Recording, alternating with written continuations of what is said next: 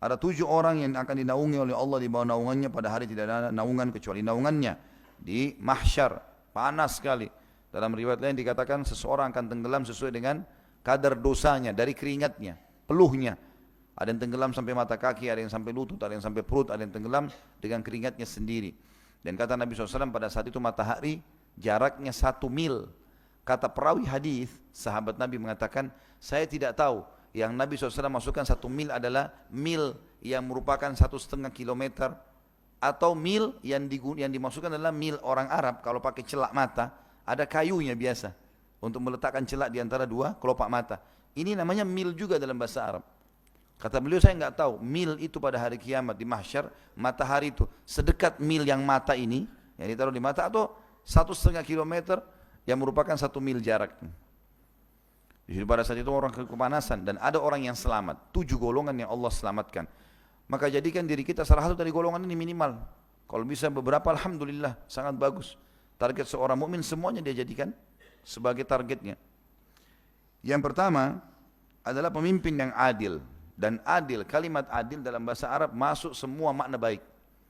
Baik, santun, ramah, disiplin, tanggung jawab, jujur, semua. Itu kalau dirangkum namanya adil. Jadi kalau dalam bahasa Arab orang sudah mengatakan orang ini adil, berarti itu sudah luar biasa. Bergabung semua sifat baik padanya. Pemuda yang kedua, pemuda yang tumbuh dalam beribadah kepada Allah yang maha suci dan maha murah. Ini satu hal yang positif juga teman-teman sekalian. Jadi prinsip dasar yang sering tersebar di Indonesia, kalau saya bahasakan ini virus berbahaya. Kita sering mengatakan di umur 14 sampai 20 tahun ini masa muda. Masanya coba-coba. Masa mengetes, masa puberitas. Sehingga akhirnya pada saat itu mereka merusak diri mereka. Dengan narkotika, dengan perzinahan, dengan rokok, dengan apalah dicoba semuanya. Padahal teman-teman, umur ini, umur yang sangat produktif, merupakan pondasi untuk membangun sisa umur ke depan. Kalau di umur ini, SMP sama SMA di Indonesia ini, berhasil seseorang di masa muda itu, dia memperbaiki keadaannya, dia menjadi orang yang baik, hafal Quran, sholat di masjid, hadir pengajian, ini ke depannya baik semua. Di sini dia rusak, narkotika, zina, bohong, menipu, apalah, mukul orang, tawuran, segala macam, ini kedepannya begitu terus. Susah untuk dia kontrol itu, kecuali dengan hikmah ilahi. Maka ini was-was syaitan, ini virus. Kalau kita pernah begitu di masa umur-umur ini teman-teman sekalian, jangan wariskan ke anak-anak. Kalau kita baca Quran nanti bisa umur 30-40 tahun, anak-anak kita 6 tahun harus hafal Quran. Harus lebih baik daripada kita. Tumbuhkan mereka dalam ketaatan kepada Allah Subhanahu wa ta'ala. Kemudian yang ketiga, seseorang yang hatinya tertambat dengan masjid apabila ia keluar darinya hingga kembali lagi padanya. Artinya tergantung hatinya. Ada orang begitu subhanallah, keluar dari masjid sholat duhur, hatinya sudah terikat. Kapan nih asar, jam berapa, mau kembali lagi ke masjid yang sama. Terus hatinya terikat dengan masjid. Saya kemarin ditanya dengan beberapa orang ikhwah, Ustadz tidak ketemu Raja Salman? Saya bilang, saya alhamdulillah satu hari ketemu raja berapa kali? Berapa kali saya ketemu raja? Paham enggak? Ketemu raja yang sebenarnya Allah. Tadi kita baru ketemu sama raja kita. Tidak ada protokol, tidak ada apa-apa. Enggak rumit. Sudah tahu bacaannya, ucapannya sudah tahu, pahalanya langsung dikasih, bonusnya sudah tahu. Satu hari 5 kali yang wajib, belum sunnahnya, belum doanya, belum berzikir, belum baca kitabnya. Oh, banyak sekali. Saya kadang-kadang juga ditanya, Ustaz, kerjanya apa selain jadi Ustaz? Saya bilang, saya pegawai kerajaan. Ini rumah ini masjid yang kita sedang masuk teman-teman, lebih baik daripada 1 juta istananya Raja Dunia. Ini rumahnya sang raja yang sebenarnya. Antum ini sedang diundang ke sini nih. Luar biasa ini. Orang banyak bangga datang ke Istana Merdeka, antum bangga ke Nurullah mestinya. Rumahnya Allah ini. Renungi itu teman-teman sekalian. Sehingga dunia ini jadi kecil buat kita. Orang kalau selalu targetnya Allah, dunia jadi kecil buat dia. Kemudian yang ketiga, yang keempat adalah saksi bahasan kita, 2 orang yang saling mencintai karena Allah, mereka berkumpul atas dasar itu dan berpisah pula atas dasar itu. Sudah saya rincikan tadi dari awal ini.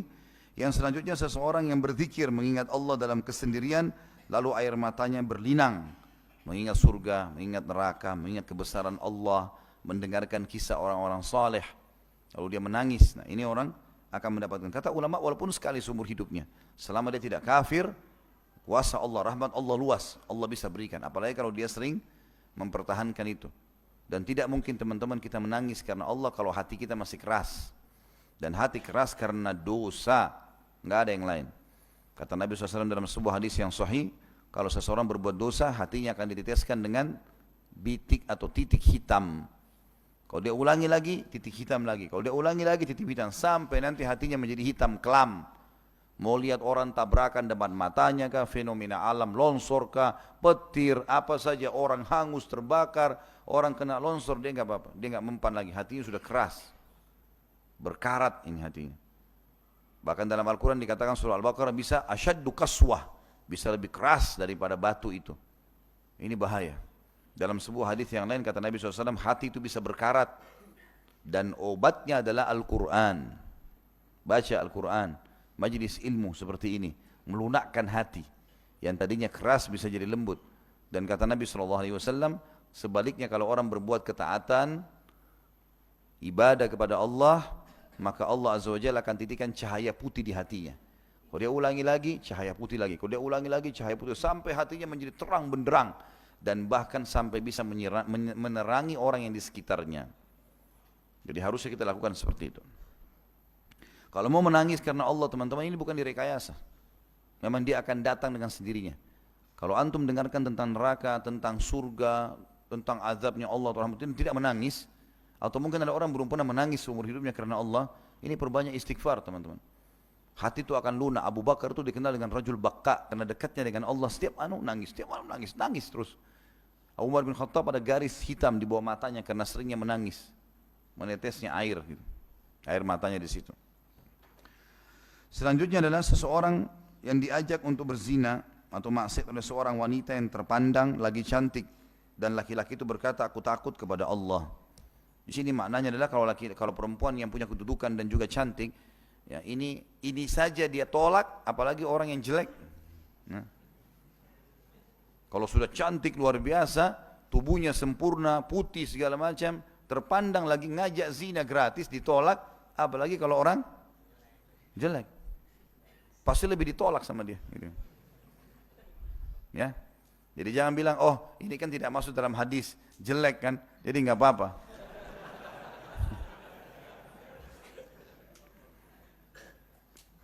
Begitu juga berlaku bagi perempuan. Kalau kita balik, kalau perempuan diajak oleh seorang laki-laki yang gagah, punya kedudukan, lalu dia mengatakan, dua-duanya mengatakan, sini saya takut karena Allah. Dan yang terakhir adalah orang yang bersedekah dan dia merahasiakan hingga tangan kirinya tidak tahu apa yang disedekahkan oleh tangan kanannya. Nah, ini sudah kita tahu, tangan kiri tidak ada hubungannya dengan tangan kanan, dia sama saja. Tapi ini bahasa kinaya namanya, bahasa kiasan. Maksudnya kalau tangan kirinya tidak tahu, maka orang lain lebih pantas untuk tidak tahu. Ada orang mau keluarin duit, tunggu dulu lihat orang, ada lewat nggak, baru dimasukin di celengan, supaya dilihat. Orang kalau targetnya manusia kecil sekali, targetnya Allah itu besar.